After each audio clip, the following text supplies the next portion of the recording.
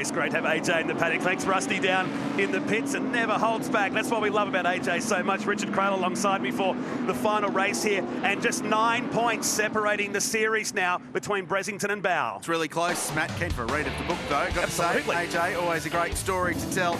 Yeah, closing in on the championship, a terrific weekend for John Bow so far. Bressington's 5th for the round points so far, so he's got a job to do in this race to try and minimise the damage to the multi-TCM champ. He's on pole, Abel Nika alongside Stephen Johnson, ruining that lock break at the start of race 2. He goes for the second row of the grid with Ryan Hansford. Drivers to watch a little bit further back. Adam Garwood, I think, from the 4th row of the grid will be quick, and Shannon O'Brien has been spectacular this weekend in that Pontiac Trans Am. Both he and Alan Bougen have been the highlights reel, no question about that. Eddie Abel Nika has been fast all weekend since practice on Friday. Jeff Fain is back there in the 16th position. Alan Bougen retired that car late in the race. It was a shame to see the 97 crawling. Ran out of fuel. No way. Ran out of fuel. That's the story on the penultimate lap. Told me before this race I put enough fuel in it I could drive it to Sydney to make sure that never happens again. Sounds like a great bet to me. Abel Nika and Bow on the front row. One too many sideways moments off the final turn, I think. Yeah, I think so. There's the fuel burn. So there's Abel Nika. What about his start in race 2? It was brilliant.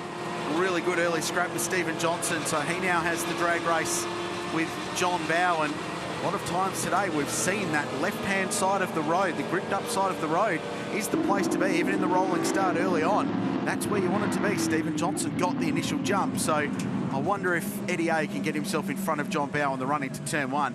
That'd make it a really interesting motor race. There is Alan Bougen carrying our onboard camera. We'll make this a permanent fixture for the rest of the season. We're coming to Sandown for the next round as a lead into Pertec Enduro Cup, Bathurst and then Newcastle later in the year. So the Tirana of John Bow, nothing but wins all weekend. And Abel Nika on the inside line, the preferred line. Rolling start for the final race of the weekend, the Touring Car Masters. 19 cars take the green flag as the cars fan out, and we're underway. Look at the Falcon go. Brilliant start from Abel Nika. He's got 3 car lengths easily into turn 1, if not more. Bow next. It's an arm wrestle for 3rd place, and it's going to be Hansford in front of Johnson. So close between them. Johnson had a wiggle mid-corner there and had to get out of it. So Ryan Hansford goes forward. Great start, though, for the Falcon. Look at Mark King pushing his way back through the field after spinning off in the Crocam's entry late in race number 2 this morning. But look at Abel Nika go, and now Hansford having the charge on the outside of John Bow. Brilliant move. Really aggressive under brakes and cold tyre pace for Ryan. As the Peters Motorsport team continues to work on the reliability of this car, no shortage of performance. Straight to P2 in front of Bow, and Johnson now looking to do the same. Abel Nika's disappeared up the road. He's been threatening all weekend, just needed that little hole shot, didn't he, to get it done, and he disappears out of turn number 5. Hansford up to 2nd place, and hopefully we'll have a very nice run today in that multi-spares Tirana. Tirana's 2nd, 3rd and 5th at the moment. Johnson down the inside now of Bow in the final turn. JB wouldn't want to lose too many more spots here, Matt, because not only will he slip further down the championship order, but on the round results overall, both in class and overall, this is going to hurt his point score. So at the moment, it'll be a dead heat between Hansford and Johnson for 2nd in the round, with Bow winning by 9 points, but he wouldn't want to lose too many more spots. Might find that big trophy slipping away from him. Having earlier today won his 90th, 9-0, it's a big number, Touring Car Masters race. The gap back to 2nd in the wins list is enormous and probably never been challenged. You think in the history of the Touring Car Masters, across the top of the curb cam. Now Bow trying to resurrect this start, looking down the inside, but Johnson too strong on the braking point down into turn number 3 as they all start to stack up behind the WM Waste Mustang of Stevie J. More chance of getting to 100 this year than Australia's cricketers, the way it's going at the moment. Unbelievable performance, but a really strange opening lap for Bow. His strength in this category has always been his pace early in a motor race. Cold tyre pace, build the margin early, and then just have the race locked away, and he can control it from there. So a really uncharacteristic opening lap from the multiple TCM champion, who holds all of the records in this category, and I mean all of them across the board. He's now got Jason Gomersall up behind him. So Abel Necker's margin last time round was 1.5. This is a busy little battle pack. Leo Tobin is under pressure from Cameron Tilley. Had to replace a broken rocker on that car. Heard yesterday Cameron talked to him in pit lane. They thought it was more serious, just a broken rocker. They fixed it. And that car went really well in race 2 earlier today. It's one of their smaller problems they've had with that car this year. You consider what happened earlier in Adelaide this year. There's Mark King and the rented Nigel Benson HQ Monaro. Talked about that this weekend. The Camaro still back in the workshop and being repaired after the big 9-car shunt we had at Winton earlier this year. Teammate to Adam Bresington, who leads the series only by 9 points coming into this final race. So we could have a new championship leader when we head to Sandown. We saw Mark King off the road late in race 2 earlier this morning, having some brake bias issues with that car. So it's adjusting one way when he turns the knob, but it's not the way he wants to go. So he locked the brakes in that car and just dropped it off the road. Nothing he could do about that. He's still working on those little 1%ers, the teething dramas. We see Keith Kasuki applying the pressure to Shannon O'Brien further up the field. Ryan Hansford punching out faster sector time, so he's going out after our race leader. Eddie A was out to nearly 2 seconds. It's now 1.2 and it's visible coming into the final turn. Hansford about to set the fastest lap of the race, 1:17.25. by Abel Necker on the second lap of the race. Is about to be superseded, you'd think, by Hansford. It was 1:17.3, so lose about 2/10 in that final sector. It's now 1.1 seconds, but this is the battle we'll talk about. Johnson v. Bow. Get used to this in Touring Car Masters. It's already been a classic for the last couple of seasons. Could only get better. They've both got very competitive machinery. They're both driving really, really well. Driving more for the enjoyment than anything else. And it shows in their love for this category. Adam Bressington, White Line Racing Camaro, looking for a move on Jason Gomersall. P5, P6, they swap hands, so 95 goes down the inside. Championship leader, more points for him. And Adam Garwood's in the mix there as well. Terrific drive through the field for him. His team was really pleased with how level-headed this young guy was. And they're seeing this category as a stepping stone. It's normally the opposite for Touring Car Masters, but he's seeing this as an opportunity to come up through the ranks and you know, maybe a stepping stone to supercars. Greg Garwood won a race earlier this year too in the Piranha that we saw them team up last year. Adam had a steer of that car at Bathurst. I think he drove from near back of the field to finish inside the top 10. Spectacular. That's a cool car, one in the hands of his dad Greg at Hidden Valley trophy race. Down the inside, Gomersall. Oh, no contact. Gets into the door of Adam Bressington. And it goes on for a little bit between those two. They continue on, but there's a big dent in the side of car 95. So Gomersall was a long way down the inside. Gee, how do you judge B-pillar roll? There's a fair old indent in the front, just in front of the number square on Bressington's car. Will there be long-term damage to the big mate Tirana? They're strong cars, but even they have their limits. Have another look at that. That was a really interesting move. Gomersall was going to sail down the inside and clear him before they got to the middle of turn 6. Didn't quite work that way. And now Garwood and Bressington fighting it out. So Bressington's dropped a spot through that, back to 7th place. Gomersall to 5th, Garwood to 6th. Chasing now down to turn number 4. Your leaderboard, Abel Necker, Hansford, Johnson, Bow, Gomersall. Back to Garwood and Bressington, you watch right now. 6th and 7th on the track. Cam Tilley's got ahead of Leo Tobin while that was going on. And here's the replay of what happened on the previous lap. So Bressington just looked like he slightly grabbed a brake going into 6, so he was a little bit wide mid-corner. I think Jason saw the hole and went for it. It was down the inside. So here's another look. So slightest puff of smoke. There it is. Locks the brake. So the number 95 car's wide there. Now they're side by side, but I think the hole diminished as Jason got down the inside of Adam Bressington, and then that secondary hit was quite large. And good piece of driving from all of them to keep them pointing in the right direction. Yeah. And for Adam Garwood to get out of the throttle and not get involved in that in what could have been quite a nasty concertina. He runs in 5th. This is the battle still for 3rd and 4th place. Johnson versus Bow. Abel Necker 1.2 seconds, still ahead of Hansford, so hasn't made too many inroads as Ryan Hansford at the moment, but on target for his best result so far in his very short career in Touring Car Masters. It'll be a welcome podium finish for them as well. Get them on the round podium after a pretty fraught couple of rounds of reliability dramas in the multi-spares Tirana. Still 6 laps to go in the race, so Time for things to change. The heavier Falcon will use its brakes and tyres a little bit more than the lighter Tirana. Speaking of light Tiranas, there's a nimble one going up the inside of Stevie J. Pull the move off, but John Bowe having a good go. It's third and fourth place. It's always, you anticipate this kind of racing, don't you, between these two drivers that we know have won at the highest possible level in Australian motor racing. They bring so much quality to the Touring Car Masters field. Every time they get together on the racetrack, you just know it will produce something pretty special. And a high level of respect, and you keep in mind going back to years ago when Johnson saw Bowes his mentor and they were teammates. Well, he was teammates to his dad, Dick Johnson, back in the days of the 80s and 90s. But it got a little bit heated last year, didn't it? Yeah, it had its moments, certainly. A lot of respect between them, though. It's sort of Uncle John, isn't it, really, to Stevie J, who grew up with John Bowe driving with his dad. So cool to see Dick Johnson so involved in this program that they've put together. Got a merchandise range up and running now as well, which has been selling like hotcakes. A lot of green and yellow shirts out there this weekend too. Yeah, there's been a real fan demand for this kind of a program, I think, for the Johnson family. So they've still got the involvement in DJR Team Penske. This is something independent. The family's got involved in something they can build and grow for the future and really enjoy. And the smile on Stevie's face is pretty apparent every time they go racing. John Bowe's looking to wipe that smile off at the moment. It's fourth. The way they finish, it would be Bowe winning the round by 9 points. Johnson and Hansford would be second and third.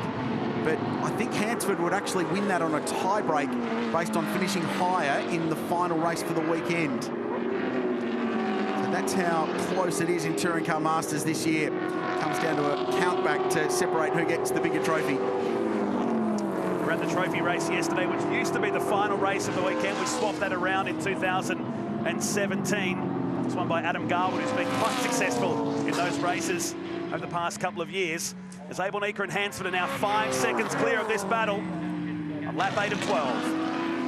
Speaking of Garwood, there he is. He's 6th place, and he's got Bressington still behind him in that bright yellow White Line Racing Chevy Camaro. So Touring Car Masters, I think part of the appeal of this category is that you've got different capacity engines, even different configurations. 6 and 8 cylinders represented. We've had the Porsches running as well with their flat 6. So the category runs a reasonably simple system of weights and revs to make sure all the cars are even. And Cameron Mason and Al Balgin both pointing in the wrong direction at turn 3. Here he goes again. Oh, we didn't do the donuts like he, or not yet anyway, that he did at Darwin, but still smoking up the tyres. He's cleaned them anyway. Back to normal. They drop towards the back of the field. What happened? So braking zone. Oh, wow. Oh. Gee, Cameron Mason came from a long way back and was sideways before he got to the corner. If the car wasn't that long, he would have missed him. Yes. Oh. Quite a hefty impact too. So Balgin would have had no idea that that was coming. Focusing at the apex there as he's getting the car turned in and finds a Shelby Mustang parked in his boot about 25 feet behind where he's sitting. That was quite a big impact. Wonder if Meso had brake dramas, give him the benefit of the doubt. Here's the replay of the rejoin. Working overtime to get the hands back on the wheel. Wow. Yeah, he's a drag racer. About 87 turns lock to lock there as well. He used them all. Oh, there's another one for the highlights reel of what's been a season-long highlight for the Ford Mercury Comet. A remarkable racing car, just adds to the diversity in TCM.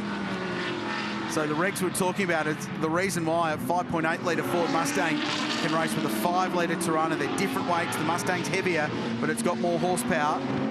The Tirana lighter, a little bit less grunt, but it evens itself out and you get terrific racing like this.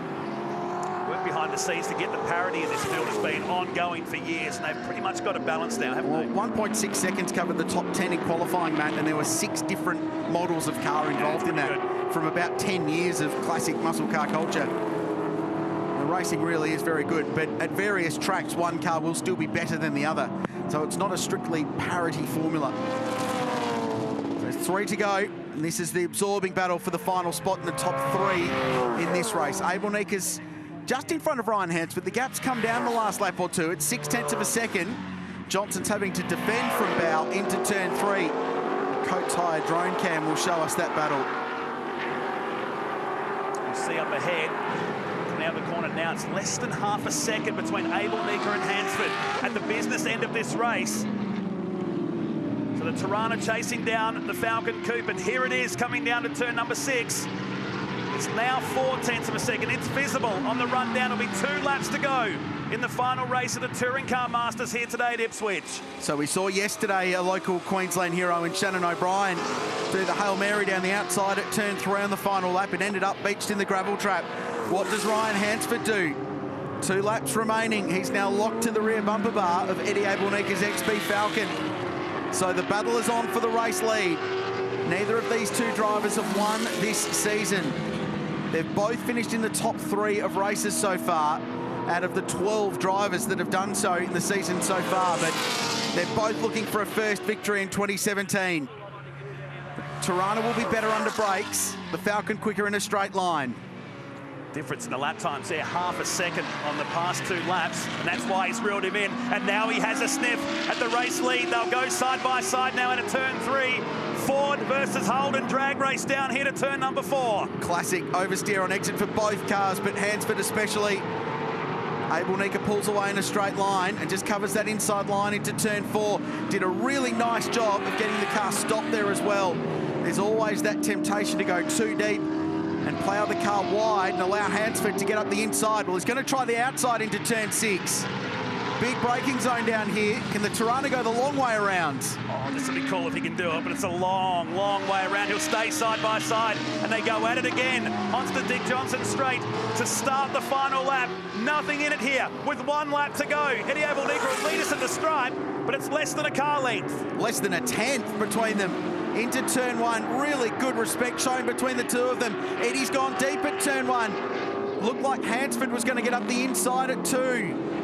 And he has. They're side by side through the right-hander. Great respect between the 2 of them. Racing room given by Eddie Abelnika. And now Hansford is on the better line. Abelnika gets across and defend it. So he'll make Hansford work the outside. This is great racing on the last lap. So this is a replay of the trophy race yesterday with a car on the outside looking to do just that. Big slide from Hansford mid-corner. But Abelnika is aware of that, positioning the car perfectly. This vastly experienced Victorian driver is a champion at various levels of motor racing. He was very good on the super speedway, and he's withering from a big attack from Ryan Hansford. He's got a couple of corners to go, Matt. This is awesome. Has he gone too early? Has he used the tyres up on the multi-spares Tirana? One last chance for the number 6 Tirana on the outside now. Abelnika down the middle of the road. He's going to make Hansford. He's going to have to try the switchback. Final turn. He's got a nose down the inside. They bump just a fraction. But Eddie Abelnika is going to hold on and pick up a win in the final race here in Queensland. What a race. What a performance by those 2. Clean, hard and very fair motor racing. A brilliant show. And Johnson beats Bow for 3rd and 4th place. Garwood does the same to Bressington for 6th and 7th with Gomersal in between. Shannon O'Brien, as he has done for most of the weekend, is sideways. Most of his rubber on the outside of the final turn as well. Fantastic race, and Eddie Abelnika, he'll be smiling about that. He just breathed for a moment then. It's over, and Fast Eddie breaks through to be our 6th different winner of this year's Touring Car Masters, the Melbourne's cheapest cars entry in the race of the series so far. And last year at Phillip Island, he snapped an 82-race losing streak. He hadn't won in 3.5 years of Touring Car Masters competition. And he's scored his first victory of the 2017 season and did it in style, holding out Ryan Hansford in a last 2-lap thriller here at Queensland Raceway. Stephen Johnson was 3rd, John Bow 4th, Gomersal, Garwood, Bressington, O'Brien, Tobin and King rounded out the top 10, and that is a very happy man. It's the 2nd closest finish of the race, and I'm talking by thousandths of a second here this year. And Eddie Abelnika picks up the win. Hansford 2nd, a win is not too far away for the Peters Motorsport team. Johnson 3rd, Bow 4th, Gomersal back to Garwood, Bressington, Shannon O'Brien, Leo Tobin and Mark King, your top 10. 3 different winners from 3 races this weekend, Matt. Terrific competition in the Touring Car Masters, and that was a great show. Classic Holden versus Ford racing.